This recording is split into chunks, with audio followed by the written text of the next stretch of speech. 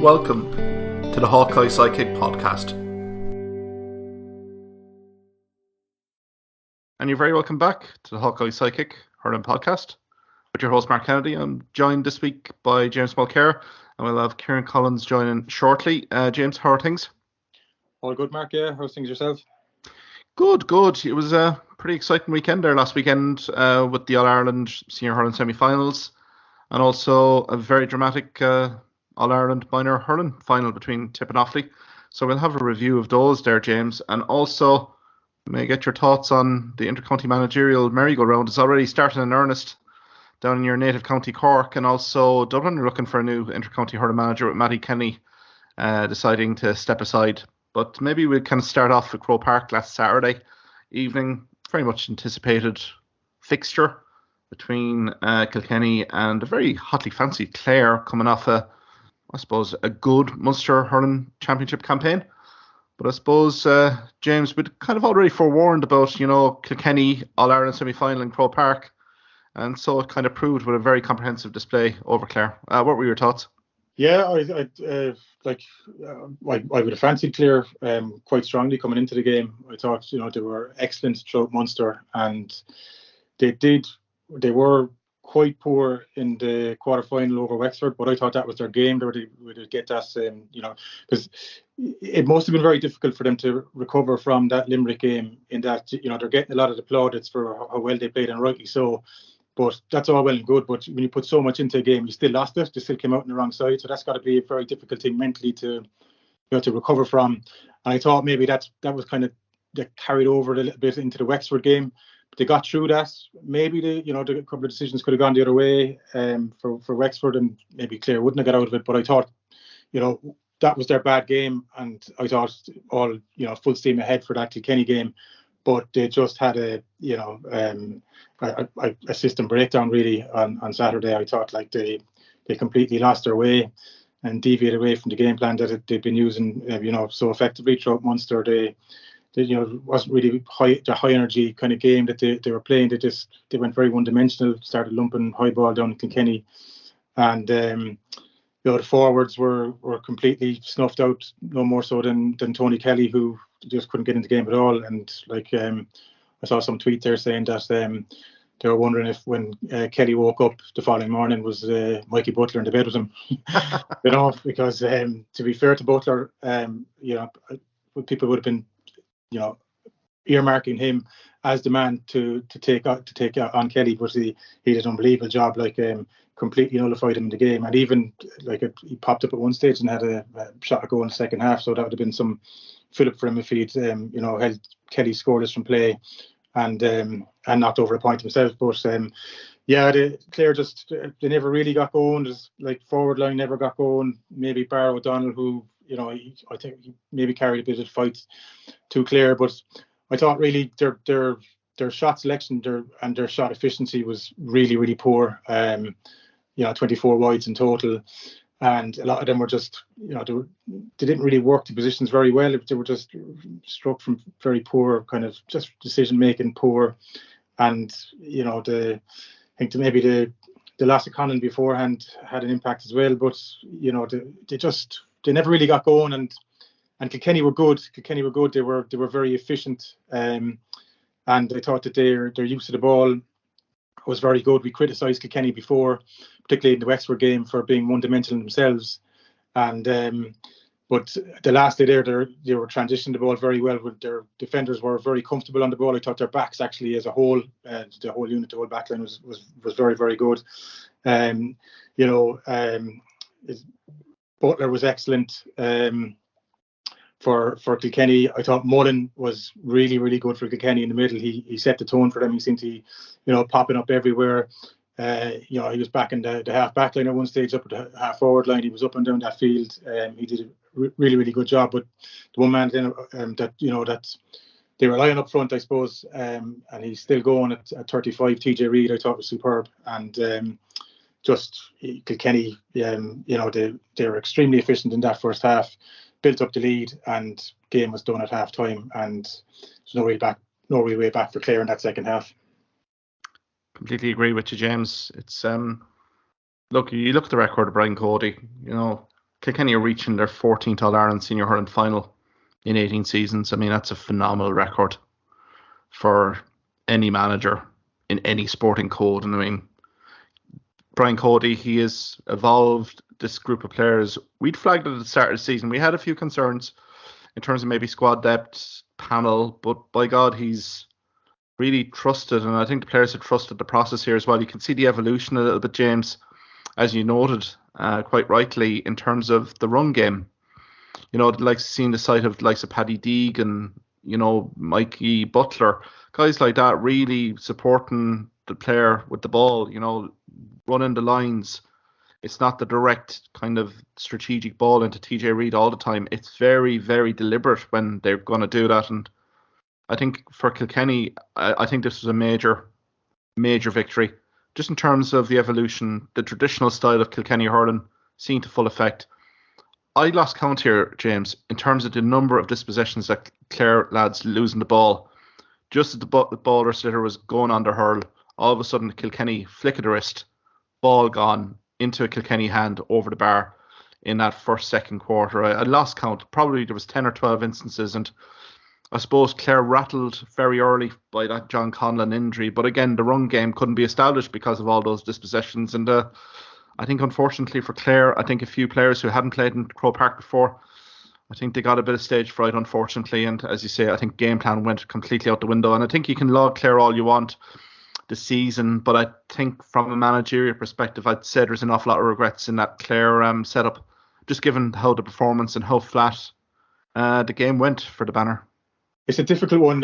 You know, you can't take away from what they did in Munster. I mean, if you're looking at the campaign from before the Munster kicked off, I think most people would have had Limerick, Waterford and Cork coming out of Munster. I don't think anyone would have thought Clare would have come out, but they were excellent in Munster. And but it's like, as good and all as that campaign was, it was such a flat display. It's just a really bad defeat to finish the year on. And I guess like Clare's campaign really, like it kind of, Tony Kelly's kind of season kind of mirrors that.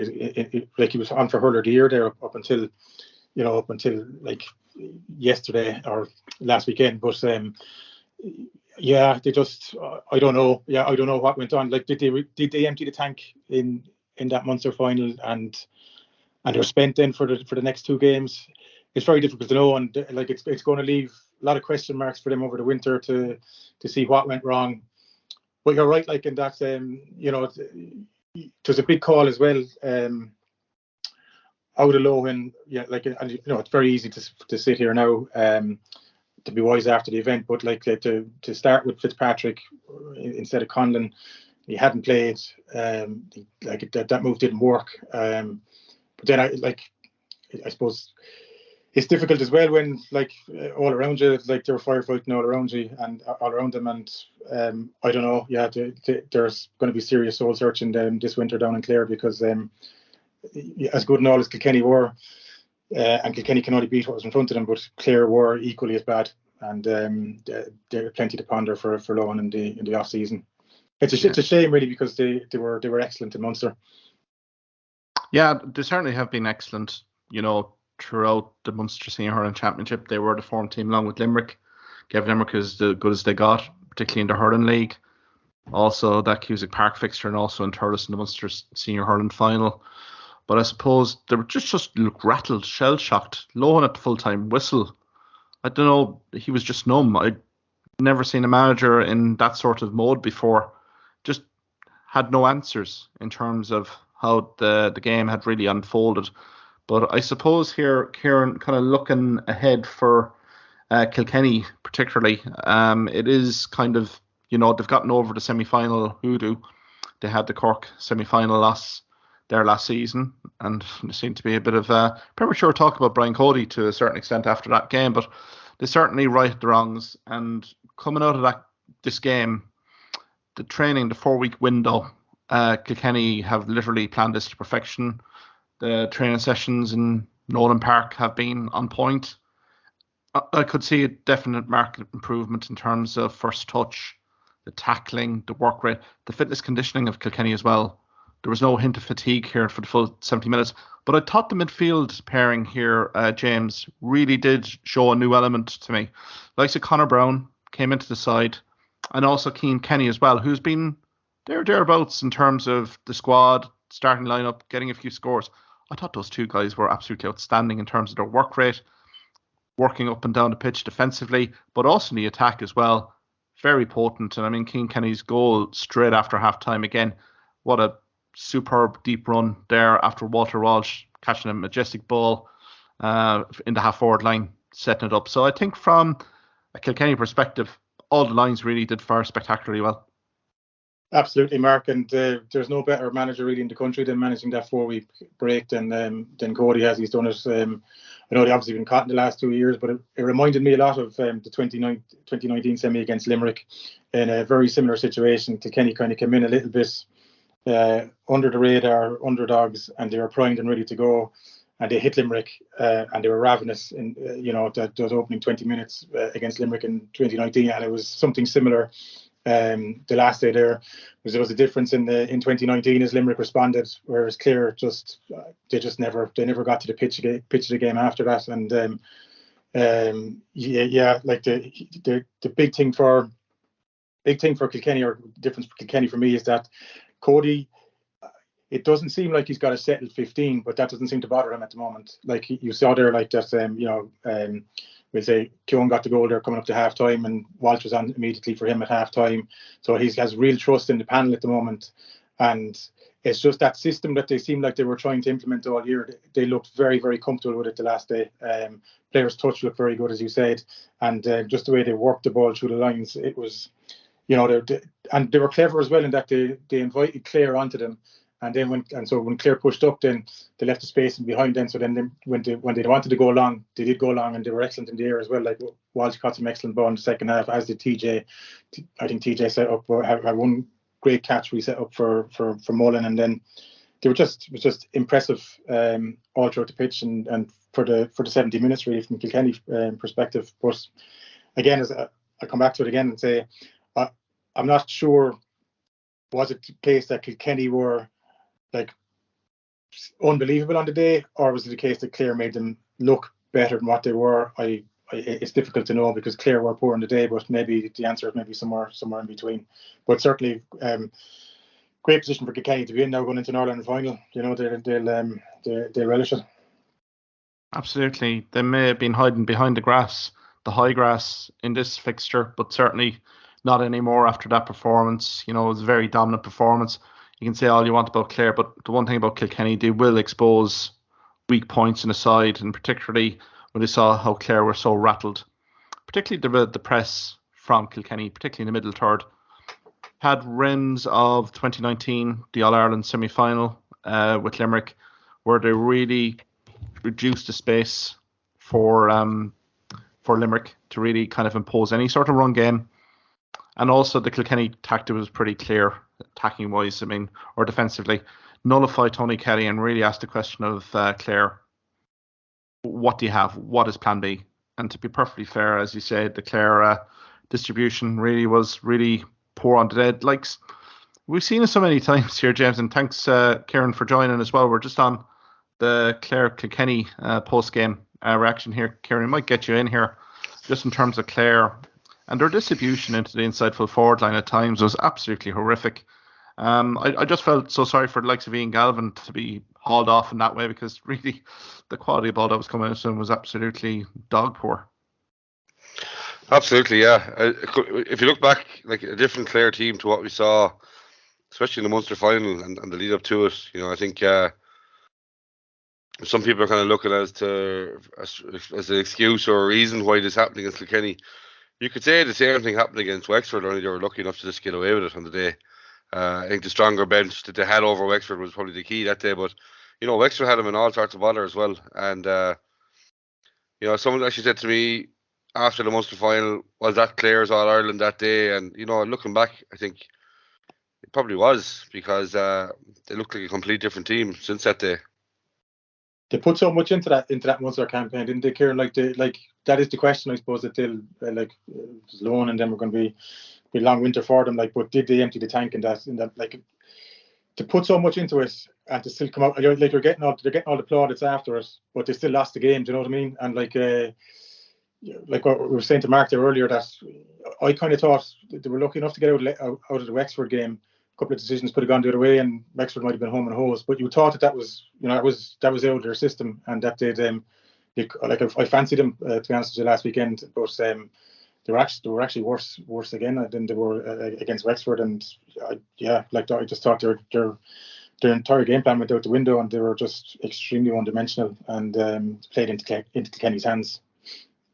Yeah, I think like when you look back to the Munster final, like Clare put it up to Limerick physically, and that's what a Kilkenny team normally does. But Clare just let him, there was no fight back in them. There was no. It's just what we weren't used to seeing especially the round robin games in the Munster final. Clare bought the fight from minute one, and that just wasn't there. Is it a case where, and we've seen it in the last two games, you mark Tony Kelly and this Clare team aren't firing the same way as they would if you don't mark him. I think Limerick have shown the two games they played him, they didn't man-mark him. He probably run amok a little bit, but I think when Kelly plays well, the rest of them seem to play well around him. But I think with Wexford and Shane Reck and Mikey Butler for Kilkenny, like they just done amazing jobs in Kelly. And I think might have scored a point from play against Kilkenny, and while Shane Reck was in the field, same thing, a point from play. So is it the case that they over rely on Kelly? Look, don't get me wrong, Kelly is a wonderful player, probably the best player hurler in the country, but he's one man in a team of 15. You won't win All Ireland with one good hurler in your team. No, but they're forward. Yeah, you're right. But they're forward, like Barry O'Donnell, maybe, who did actually. I thought he did bring a bit of fight to Kilkenny in that second half, but the whole forward line were sniffed out, and he just seemed. I thought Kelly seemed very static. Like normally he'd be kind of drifting, kind of getting out and ball, and he makes him kind of a bit of a conundrum in terms of who picks him up. But I thought he's very static on the day, and like I was saying it to Mark earlier, that there was a tweet I saw where they're wondering if. When he woke up on Sunday morning, would Butler be next to him in the bed, like, because he completely marked him out of the game. Yeah, he completely nullified, and I don't know, just Clare overall, the whole forward line just very, very poor in the day. Yeah, I suppose, can we talk about TJ Reid, lads? I mean, I thought he was absolutely amazing for this performance. Himself, Adrian Mullen, and Owen Cody combining for 17 points. But I'm on TJ Reid. Talk about leadership up front. Just really led by example, and his free taking again was just absolutely dead on. When probably Clare's were just faltering, with each passing minute. But I suppose, Kieran, TJ Reid, what can you say about the man? Again, another All Ireland hurling final, and going to be a very hard man to stop for Limerick on Sunday week.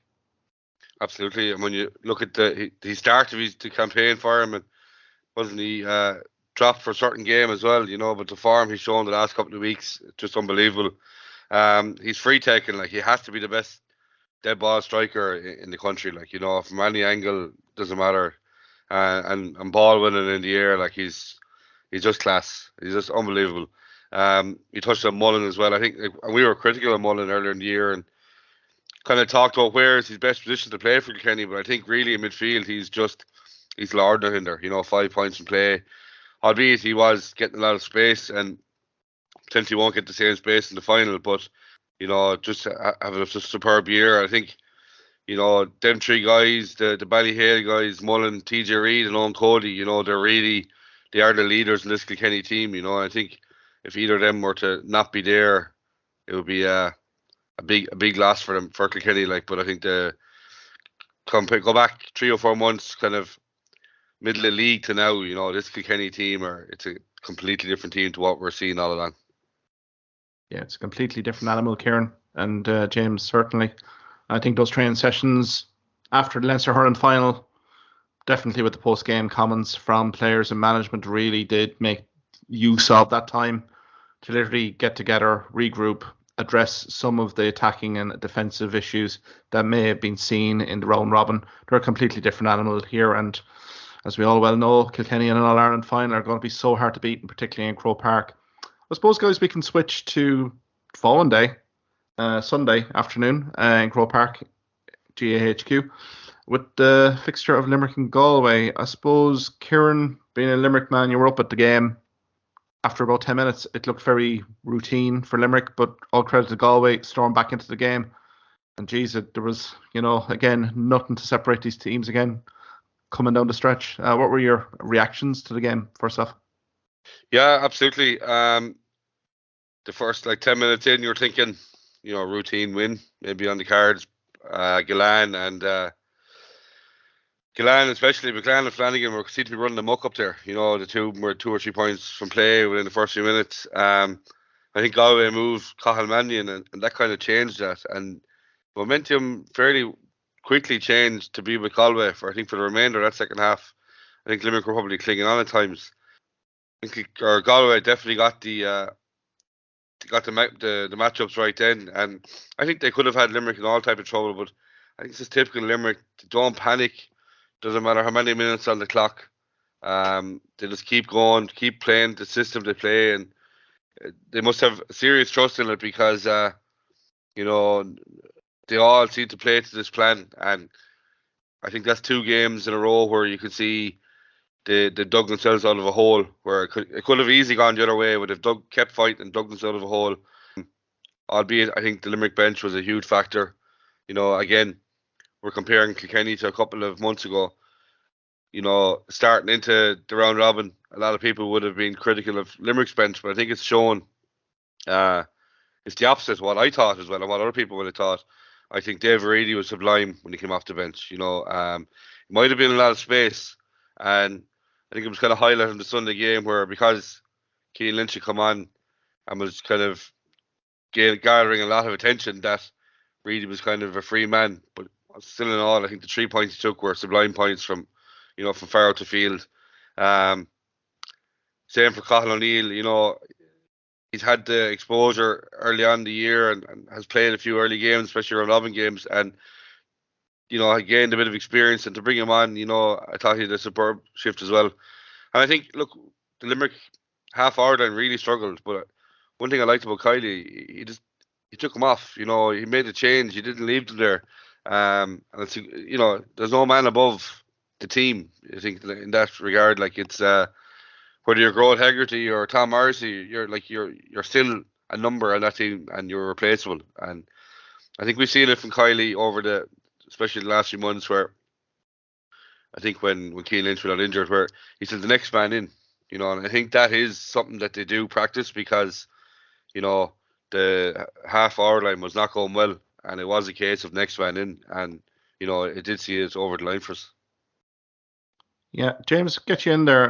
What were your reactions to the game? And I suppose, looking at it maybe from a Galway perspective, I had images of 2020, the All Ireland semi-final, where really went down to the wire, level pegging. And I thought maybe is this time round Galway going to really?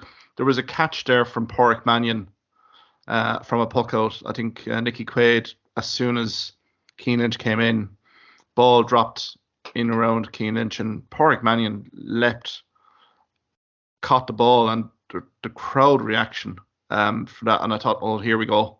As a Limerick man, I was worried, but I suppose from a Galway perspective, James, is this one that may have gotten away? It possibly is, Mark. This was definitely their best performance of the year. I thought they were after, say, a slow enough start when Limerick looked like they might actually pull away, but still Galway, even in that first 10 minutes, they had chances themselves, but their shot conversion was quite poor. But yeah, they got a foothold in the game. And if you'd said to me beforehand that, like everyone talking beforehand, is that they were overly reliant on Conor Whelan, but he had I thought a quite enough game. But Mannion and Monaghan really stepped up, and Cannon as well, got an excellent goal. But I thought midfield, they were excellent. I thought Glennon got a couple of good scores. I thought David Burke was very, very good for them. Got on a lot of ball for them and linked the play very well.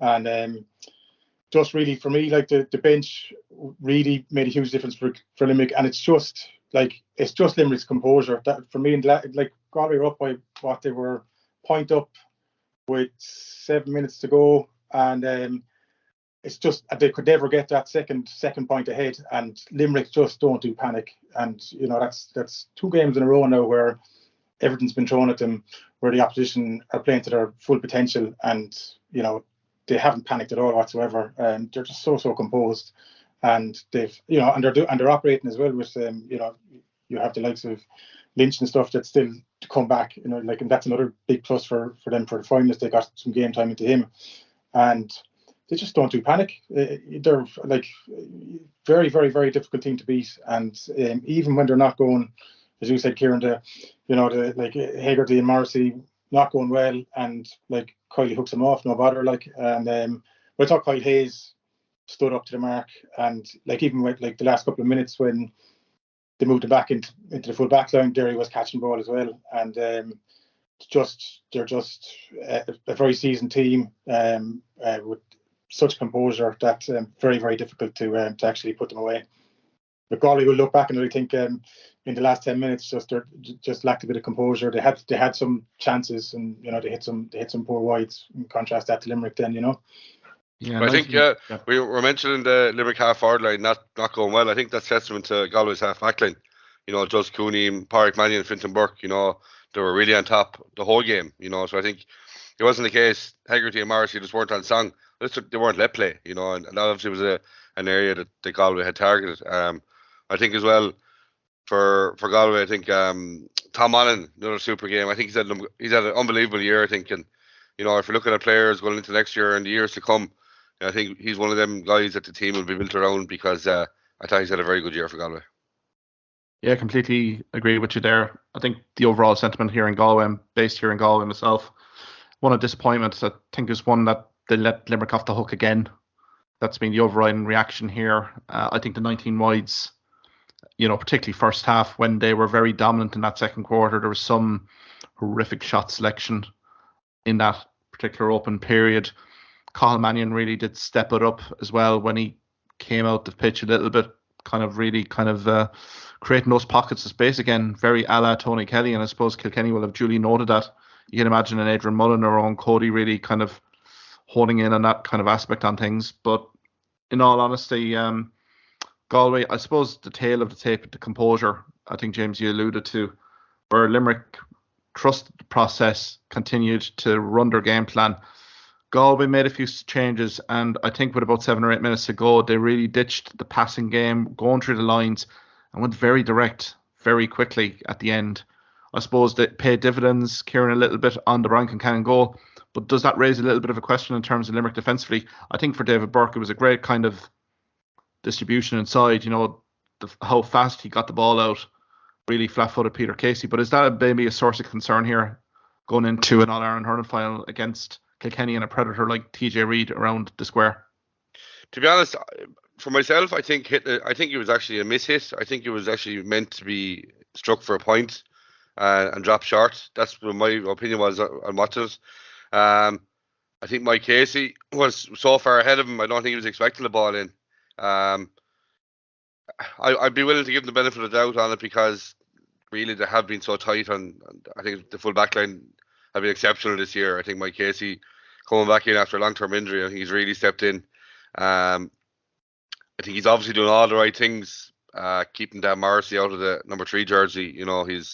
We know how well Dan has gone for the last 3 years, but I think the back three of Finn and Nash and Casey I think they'll be very good this year, and I'd be willing to let that slide on the benefit of, I think it might have been a miss-hit. Now, Concannon read it well, finished very well taken goal.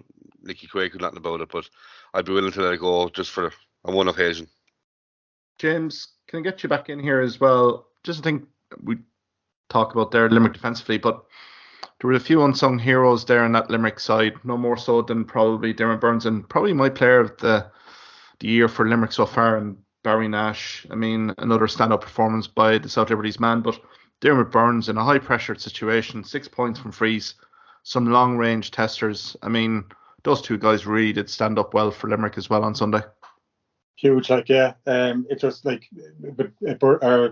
Burns has been at it all years. He's like but it comes back to what you were saying a second ago. It's just they just don't do panic. They just don't do panic at all. And I guess that you get that, I suppose, with they're on the road as a team together now, winning since 2018, and they just seem to have that trust, not just in the process, but trust in each other as well. And he was excellent. Yeah, I thought Burns. Nash has been because you'd have Finn down as probably arguably the top cornerback in the game, but Nash has been he's been brilliant all year for them as well. And I kind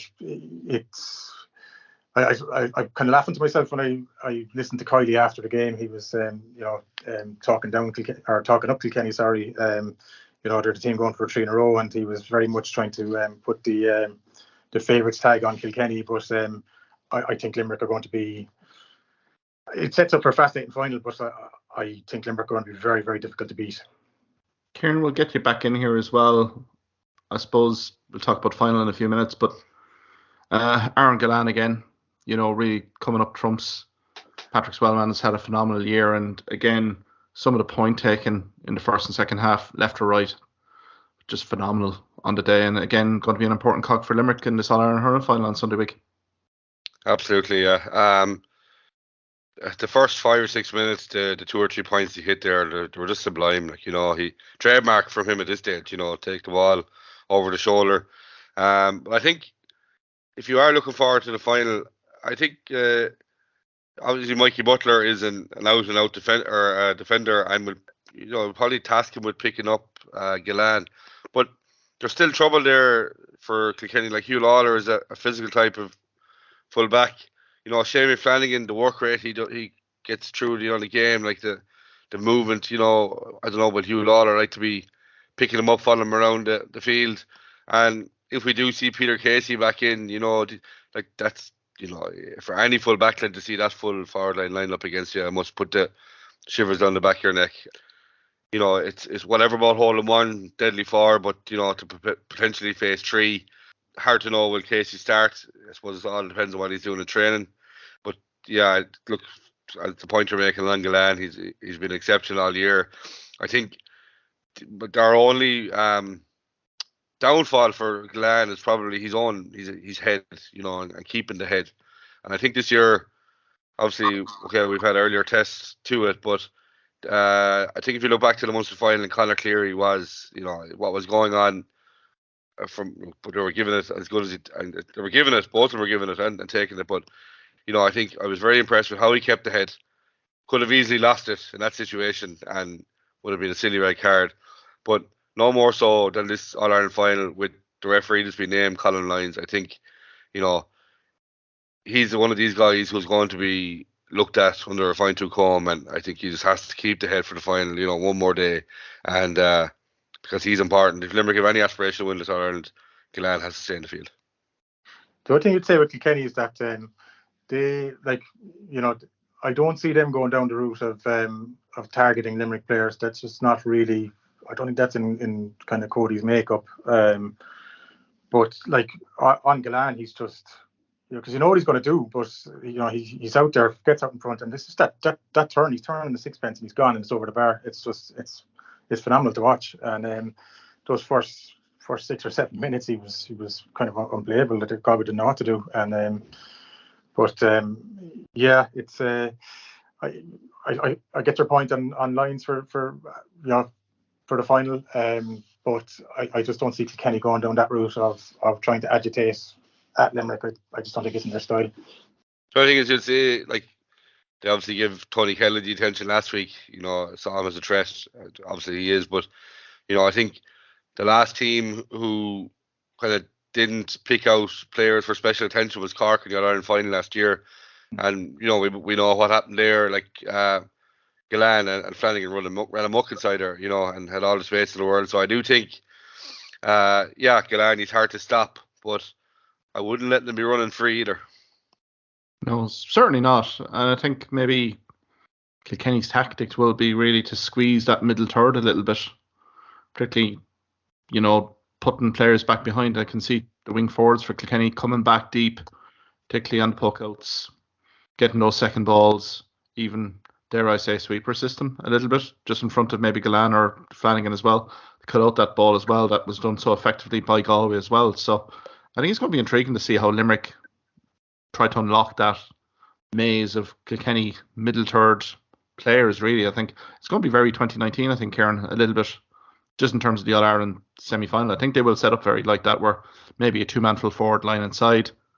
Would it be fair to say that this is, he won't say it now, Kylie won't say it, and they won't say it from the Limerick camp, but this is probably the game that they would have wanted, I'd say, because there's probably, I know they did beat them in the quarter-final in 18, but that 19 semi-final, I would say, would still rankle with them, and this is the team, this is the county Kilkenny that, to really cement the greatness of this team would be to beat Kilkenny in an All-Ireland final, and they could do that. I mean, that's that completes the set for them, really, isn't it? Million percent. I think from a Limerick's perspective, geez, I don't care who they beat to get to an All-Ireland final and win it, but there is a perception from Kilkenny especially that you haven't beat us in a final yet, and until you do that, you're not going to be a good team or go down as a good team. That's the viewpoint, I think, from maybe not Brian Cody or the players, but from a Kilkenny people and fans' perspective, is that until you beat a Kilkenny team in the final, you won't go down as a good team. So I think that, and I think there has to be a lot of hurt over the semi-final in 19.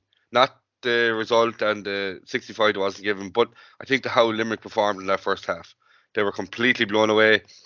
I think it was a case of, like Limerick in 2013 against Clare in the All-Ireland semi-final, where they put the cart before the horse, thought it was a foregone conclusion. We beat these guys last year handy in 18. We'll just turn up and do it again this year. I think that Limerick team learned a big lesson that day, is that when you're on top, you're going to be a target for every day you go to battle. And that's why they're having to pull themselves out of these situations, like Galway the last day and Clare the Munster final. Every team is going to throw lock, stock and barrel at this team to try and beat them. And I think that lesson has been learned. And I think there probably is a sense of hurt there over that result and how the whole match ended in 19. There probably is a perception in there that maybe we should be going for 5 in a row this year.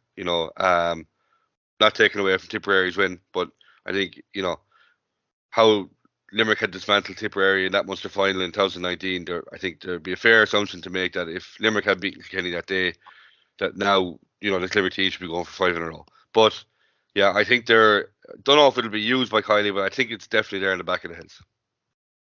First 20 minutes. On 2019, all right, I would be 100% in agreement to that if Limerick had got over Kilkenny, I couldn't have seen any way that Tip were going to beat them in the final. I'd say Sheedy couldn't believe his luck when Kilkenny did their dirty work really effectively and knocked Limerick out. That a bit harsh, and maybe because they were rocking in that semi-final. Wexford probably should have taken them in that semi-final as well, Tip. So I think maybe that was probably an alarm and that they got sort of against the grain. But I suppose going back to your point, Kieran, I suppose the first 15-20 minutes for Kilkenny in 2019, it really did mirror what happened in 2007 in that All-Ireland hurling final against Limerick. Limerick are just going to have to contend with a very, very fast start from Kilkenny. We're going to look to kind of blow Limerick out of the water here. Looking for, don't want to say mismatches here, but look to get inside full forward line, maybe catch an early goal from maybe Keohan or TJ Reid, build up a 4 or 5 point lead. So I think for Limerick, they see what's in front of them. They see a very good Kilkenny side. But I think on the other hand, I think Limerick, they're going to focus in on performance. And again, the half forward line have plenty to prove here. Gearóid Hegarty, Tom Morrissey as well. I didn't think he had a bad game, and he hit a marvellous point from the sideline, a key point in that second half before being substituted. I think those two guys really going to kind of warm to the occasion as well. And I think it could be an absolute epic encounter here. And 50-50 game. I suppose, guys, can we get maybe initial calls? Because we'll have maybe an All-Ireland preview next week. But I suppose, Kieran and James, right now, what's your gut telling you? I suppose, look, Limerick have not played to the same heights that they played, I suppose, the All-Ireland final last year and even before it. Now, maybe that's a case where it's down to playing without Cian Lynch. Who knows? He's such just a magician on the ball, and what he creates for the team going forward, no one can take that away from him. I think there's a lot of players in the team that haven't been performing to the heights of maybe the last year or two. I think I've been really disappointed with Will O'Donoghue this year. I know he goes about his work in a kind of a quiet way, but I don't think he's been effective. Like compared to last year, like, I think he just destroyed all around him last year. Darragh Donovan, I thought, had a good start to the year, and he's kind of been quiet the last game or two as well. Tom Morrissey, I think Tom Morrissey's having a really poor year for him. I think he'll still chip away with his 2 or 3 points a game, and he gets through an awful amount of work, but he's not as noticeable on the ball, or not putting in a bigger performance than he was last year. I think Hegarty has really stepped it up. He had a very poor year last year after being hurt the year before. I think, for me, since Keane Lynch has been missing injured, I think everything for me has gone through Hegarty going forward. I think we were so used to seeing Hegarty on the flanks, popping up left and right in space. But everything Hegarty's been doing this year is in the middle of the field, and he's been involved in so much and forward and so much good things going forward that, I think he's really stepped up, taking up the mantle from Lynch being missing. I think defensively we're probably solid. Burns having a great year. Declan Hannon, he seems to be getting better with age. Dan Morrissey, going about his business fairly okay. And the half back line we touched on earlier. I think if the Limerick team click and if they play like we know they can play, I think on paper you'd have to say Limerick. I think going back 2 months ago, I don't think Kilkenny would have been, if you were to give 100 guys a fiver to go and back the All Ireland winner, I don't think Kilkenny would have featured many out of that 100 people. Obviously, okay, they are a different team now, and they're obviously hard to beat in Croke Park in the finals. But I think, Limerick, the experience the last couple of years, Lynch and potentially Casey coming back in, I think it'll add another dimension. So for me, I think at the minute it all boils down to Limerick win. Yeah, James. I'd be agreeing with that. Yeah, I'd say Kylie probably would have liked another maybe week in between where he said like to guess. It's difficult to know fitness wise on Lynch and Casey there, but I don't know, like what the team selection is going to be quite interesting here because do we see Lynch? I suppose it all depends on how training goes the next couple of weeks, but. Do we see Lynch starting, or do you think he'll be on the bench? And if he does start, then does he start midfield, or does he start or do he move Hayes? Right, that's going to be an interesting kind of situation as well. But I think Kilkenny were good the last day, and they did seem very comfortable in the game plan that they were trying to play, and they weren't as one-dimensional as they had been in other games. But I do think you have to look at Clare as well. Clare were extremely poor on the day, and Kieran alluded to it there a minute ago. If you had said before the championship threw in, you probably wouldn't even get Kilkenny in the top 4. I wouldn't have thought for teams likely to win the All Ireland. But they're there now, and they won't be easily beaten. But I find it hard to go against Limerick at the moment. But I suppose we'll see what happens with next week with teams that are named and stuff. But for me, I'd be leaning towards Limerick. Yeah. I think as well, the one thing Limerick probably have over them at the minute is Kilkenny are probably going to be a little bit predictable. But they've lined out the same way for the last couple of days. Because as you say, if Lynch does come back in, where will Hayes line out? Where will Lynch line out? So I think Limerick can hold that, and it's something that Kilkenny possibly might find it hard to prepare for. If Hayes does go back to 7, that's a complete different game than if Dan Morrissey plays 7. So I think I agree with you, James. They'll all agree on the team selection, and I think we all know Hayes is probably a little bit lost up in the forward, especially the full forward line.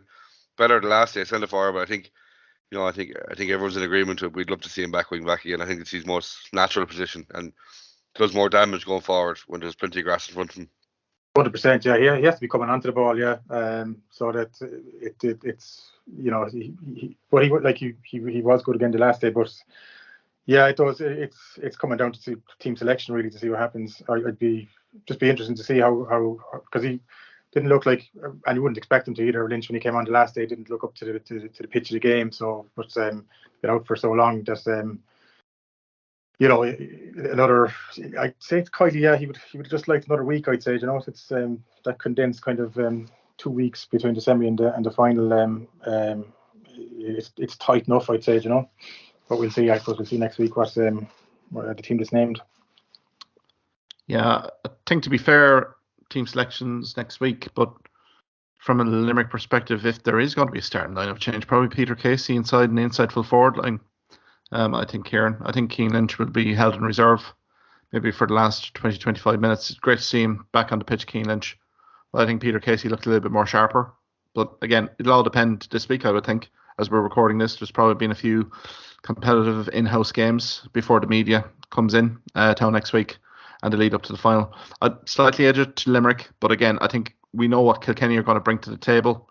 They're going to look to rattle Limerick quick, fast, hard, early. I think if Limerick can maybe quell the first 15-20 minutes here, I think they have a magnificent chance of getting the 3 in a row. But I suppose Kilkenny, they love to thwart in all 3 in a row. James, I suppose, from a Cork perspective, anyway. The only thing with Limerick is that they should be primed for it. They have no 2019 they got caught. They would have seen what they did to Clare the last day. So I mean, they've. There's no excuses for Limerick to be caught in the as rabbit in the headlights this time around. So I don't expect that. I think 2019 is a big motivating factor as well, and I would expect Limerick to be. If Kilkenny hit the ground running, I'd be expecting Limerick to be also there as well, hitting the ground running as well. So it could be a ferocious first 15-20 minutes getting for a team to try and get stranglehold on the game. So very interesting. Yeah, I don't envy column lines at all here, guys. No. First 15-20 minutes could be ferocious stuff here altogether, Guys, can we kind of quickly switch to the minors? Thoughts on that minor All Ireland Hurling final? What a dramatic finish in UPMC Nolan Park. Offaly looked destined to win, but all credit to Tipperary. You just don't know when they were beaten this side. You think back to Waterford in the Munster Senior Hurling Championship or Minor Championship, Clare in the Munster final. Galway pegged them back, and only for Tip's composure to see them through to score 1-2 at the end of that epic game in the Gaelic grounds. But Kieran, you can't but not feel a bit heartbroken for Offaly, just given the manner of the defeat here. Oh no, absolutely. I think if you were to look at the whole game, Offaly were the better team. I think over the hour. I kind of felt to me the last 20 minutes they were kind of just seeing it out. I think they probably could have done a little bit more. They were kind of had that 5-6 point cushion all the time, and they were like a team. They were just kind of seeing it out. I think Ravenhill, who he's going to be an exceptional hurler. I think he's probably one of his quieter days. Probably was well marshalled, but I think he wasn't as influential as he was in games I've seen him this year. Adam Screeney is another top class hurler. I think these are the guys Offaly need. If Offaly want to come back out of the doldrums and back into fighting for Liam McCarthy's, these are the types of hurlers these Offaly need. And I think Ravenhill and Screeney to me just pop out. I think they're exceptional. But yeah, you do have to feel sorry for them. Offaly made all this year winning Leinster, and I don't think anyone would have begrudged them the All Ireland. Just the manner and how it finished. I think maybe they know how we feel now after 94. That's all I can say. I was just thinking that actually, that is very similar to 94, right? But heartbreaking for them really. They were the better team for 50 minutes of that game really, and it looked like they're going to see it out. But I don't know, Robinson through that time looked like he was going to go in for a goal, and then obviously the red card then with the hurley throw, and I suppose maybe a bit similar team to what we were saying earlier on with Galway. They just kind of lacked a little bit of composure, and kind of Tip just kind of hung in there, really, didn't they? And to say that last play for the goal, though, like I will say as well, like that, I thought that was a free out, but it wasn't given, and like I've never seen anything like that. The way the ball was just lofted up there like a pitching wedge in golf, and I'd like for it to be hammered into the net in the manner that it was. Like I've seen balls doubled on, but not for the fella running onto it and just slamming it in nearly like a tennis smash. But devastating for Offaly, yeah. But I agree with what Kieran is saying, is that like the likes of Screeney and Ravenhill, and I thought Hand as well. These are the guys that they can take this defeat. and hopefully learn from it. But you want to keep these guys. These are the guys now that are going to be driving the thing forward for them through 20s and hopefully onto senior as well. And but we need Offaly back, and but for Tip, they've done it all year. They hung in there. Never know when they're beaten, which is a great sign in a team as well. I thought O'Farrell was excellent for them in the half back line, and Foley and Daly as well in midfield. But they just hung in there, and as I said, that play for the goal in the last minute was unbelievable. And the other thing as well I thought was excellent as well is that it's been probably a bit of hoopla about taking the whether the minor games should be on with the senior games in Croke Park, but to take it out there and have it down in Nolan Park as a standalone fixture, 27,000 people there, really gave it a sense of occasion. I thought it was great spectacle and looked great on the TV. Sometimes there you can get minor games, can get a bit lost in Croke Park, when senior crowd aren't fully in there yet. And but I thought it was a great occasion, great spectacle. Yeah, no, it was an incredible atmosphere, guys, wasn't it? I mean, full house, an awful lot of juveniles there as well in the crowd. Next generation of Tipperary and Offaly hurlers potentially. But I have to applaud Tipperary here, lads. Like when Damien Corbett gets the red card he could throw javelin for Ireland in Paris if he wants to. But to be fair to him, once he gets sent off, that any other team could have maybe folded. But for Tip Dent to outscore Offaly 1-5 to 2 points in the last 11 minutes of that game really shows massive balls and determination to get back into that game. And I thought the half back line after that sending off were absolutely immense, as you said. O'Farrell, O'Halloran, O'Callaghan. Phelan comes on as well, guys, puts a point over, and I thought he's free at the end. He gave Tipperary players a chance with an immaculate free lob in, and to be fairness to McCormick, the leap and then the absolute pull in the air. Now, I think there was a bit of naivety in the Offaly defending. I saw a full back for Offaly putting his hand up when it should have just been batted out. Literally anywhere would do at that stage. But I think you take nothing away from Tipperary here. They've showed resilience, massive determination throughout the year. And given the spread of clubs within Tipperary that have been represented, and these mightn't have been the most marquee of clubs, 25 clubs, 35 players in the panel, I think it's a magnificent achievement from James Woodlock here. And really sets Tipperary in motion. You could see the strength and conditioning of this Tipperary minor team as well, really coming to the fore. They've finished games extremely strong. I'm thinking about the Galway All Ireland semi-final, where Galway threatened to win late, but Tipperary came on strong.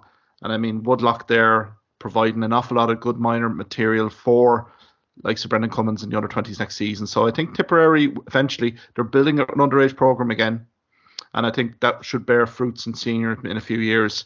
So I think no pressure on maybe Colin Bonner here a little bit as well with that underage talent coming through, because they will be looking for game time for sure. I think as well, Mark, it's we're talking about Offaly needing these young hurlers. I think Tipperary need them as well, exactly. Because they're not in the position they're in at the minute. It's exactly what they need is a very good minor team coming up, and maybe a few more behind them as well. Absolutely, and I suppose Offaly as well, Shirley and Martin, and there's 6 or 7, those guys really primed for under 20. And I think Kieran and James, you've alluded to it in the past, to just deliver more and more underage panels like this, get more guys into the senior panel with that quality to really kind of come in. James, you want to come in there? It's still very young though, isn't it? Like previous years of minor, they're like they're a year older, and it is still very you still have to transition through to under 20, and even still the gap from under 20 through we're just seeing it there in Cork. We're getting a few players through, I suppose, but with 2 under 20 titles there the last couple of years, and it's still the players still aren't ready for. There's very few players that are ready to come straight out of under 20 even and straight into senior. So it is a process. So you just have to be a bit of patience there, and I suppose you need buy-in really, and from from the coaching side of things as well, that there's a pattern of play that that you're developing from minor through under 20 to the senior, the type of play that you want to play then at senior. But I'd be hopeful for Offaly that we need Offaly back really. They've been in the doldrums for far too long, and those teams in the 80s and the 90s. I mean, the team in the 90s was great entertainers really, and I think it'd just be great. More teams, more competitive teams we have in hurling at the top table, the better the game is for us. No, I think as well. the work doesn't stop there. I think Cork learned that last year and into this year, that just because you're winning underage doesn't mean you're going to carry it on to the senior. And we learned that the hard way years ago, 321s in a row, and no senior success out of it. So I think but the work in the county boards shouldn't have stopped at this level. It needs to carry on to bring it all up to the next level. 100%, Kieran. Yeah, but I suppose with Offaly in particular, they just needed a spark, didn't they, to kind of to kind of get things going anyway. Like this will hopefully drive things. This has been such a low ebb, because all really we're looking for from Offaly is just to get back competing. Nobody's looking at and winning senior All Ireland with them, but they're just back competing at the top table, because they've been uncompetitive for too long now. Yeah, we were all hearing the work that was going on in the background, Michael Dignan and Shane Lowry getting involved. And I think this is just kind of fruits to that now, and they really have the county behind them. When you see the support they're getting out there for a minor final, they have the whole county behind them, the backing them. I think that's all they wanted. That's all they need. Yeah, even passing through Offaly there over the weekend on the Sunday, Tullamore was awash with fans, spectators wishing the team well when they came back.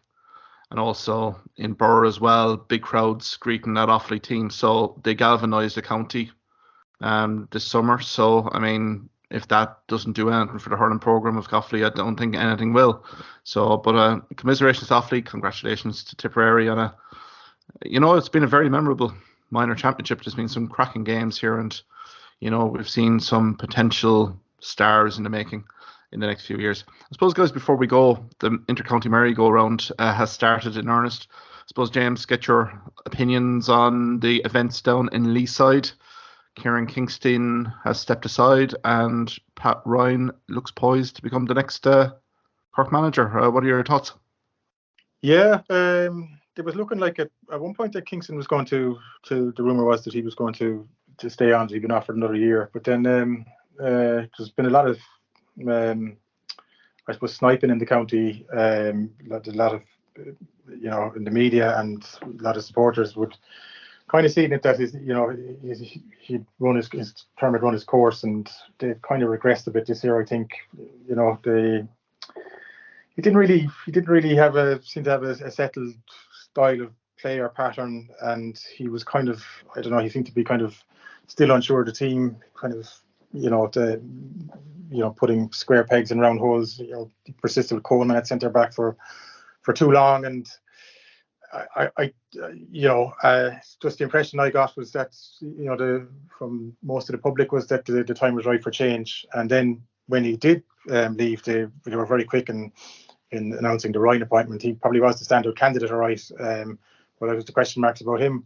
He has had his health issues before in the past, but they're in the past now for him. I think he's over that, but they weren't really sure if he'd commit to the job or not. But once that was ascertained, I mean, they announced it very, very quickly. I mean, he has the pedigree, a couple of county wins with his club Sarsfield, and then coming through to under 20, delivered 2 under 20 All Ireland, and then I think stepped down because he couldn't commit to it anymore. But he's the right candidate for me. It depends now on, I haven't seen what his background team would be, but Sherlock has been with him as the under 20. They've done an excellent job there. I'd be hoping that Sherlock comes in as well, and maybe, I don't know, that might look at Ben O'Connor coming in as the selector. I'm not sure, but I think it's a positive appointment. Happy enough with it anyway at the outset looking in. So wish him all the best, and could say as well to Kingston that wish him all the best as well, because it's a bit of a thankless job, intercounty management, and you get a lot of criticism for it. And he was in an awkward position as well, I suppose, in that managing his son as well, which can't have been easy. And there's a lot of sniping, I suppose, online these days. That these guys are there they're offering their time up on a voluntary basis. It's not an easy job, like it's a time-consuming job, and wish them all the best. Yeah, Kieran, do you want to add there about the Cork situation? Yeah, I think it probably was the right decision. If you look back to the All Ireland final last year, Cork were just completely wiped out of it, and for to turn back up again this year with the same tactics and the same game plan, it's very inexcusable for Kingston and for his backroom team. But I think the lesson for Cork going forward is like true and natural, and hurling probably won't win you All Ireland these days. The way hurling has gone, it's a physical game, and if I was involved in Cork, I would have these lads in the gym straight away and build them for next year, because I think if they have any hope, they have to kind of up their physical presence. But yeah, for me, I think Kingston, he got them to the Ireland final, but I think lessons weren't learned, and even during the year this year, how close were Cork to going out of the round robin stage? They were relying on a victory against Waterford, who, if you were to put your own in at the time, you would have put on Waterford. But this year probably wasn't a good year for Cork after getting to the final last year. But I think there was a lot of paper over cracks. We were at one stage hearing that Cork were meeting in Photo Wildlife Park and they were having home truths, and they were basically, as you said, square pegs around holes and just patching, putting out fires as they went. So I think this year wasn't a good year for Cork, and I think a change is probably as good as anything. Yeah.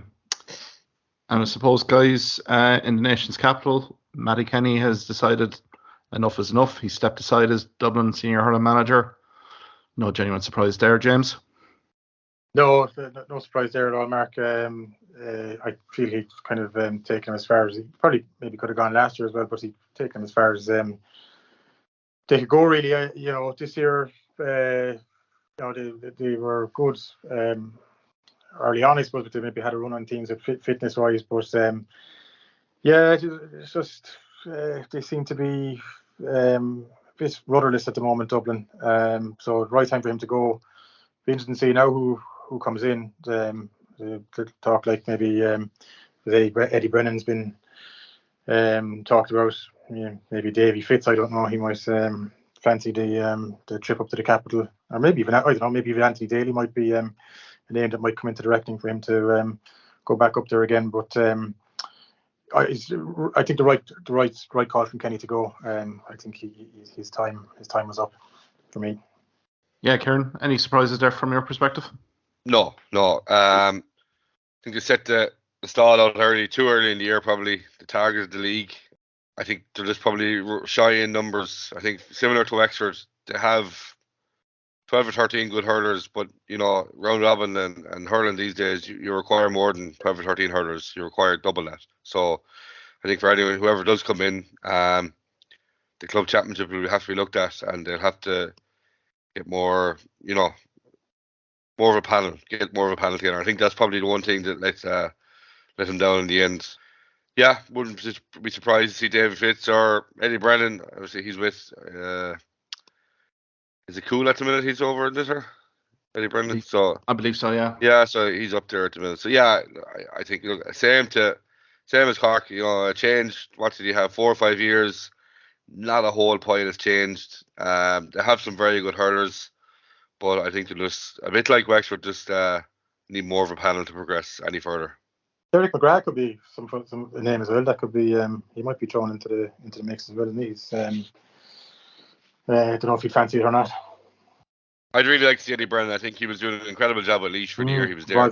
Really brought him on. So I think someone like that, an upcoming young manager, and it's not he's obviously in Dublin at the minute with Coola, so it's only an hour from Dublin for him. So I really like to see Eddie Brennan take it over. Yeah, I'll probably add in 3 more. Richard Stakelum, and also Anthony Daly as well. That could be kind of a tag team there that could be considered. It won't be short of candidates here as well. Yeah, I suppose Anthony Daly probably the kind of key one anyway, but whether they go down that line, all to be revealed. And I suppose, as you say, Owen O'Donnell being in the Galway or the Dublin footballers as well, guys. This is maybe a sign of things to come here from a Dublin hurling perspective.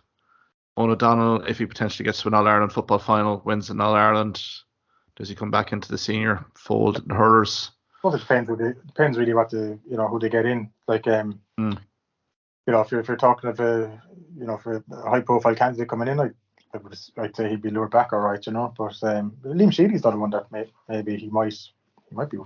I think one more that we're not mentioned either, Joe Fortune. Exactly. Yeah. Westmoreland in Westmeath, might want to get an hour closer to home. We all know the job he's done up there. Whether if it was offered him, would he be tempted to walk away from what he's building there? Probably not, but I think he'd be a name that'll be in a reckoning for any county job that comes up.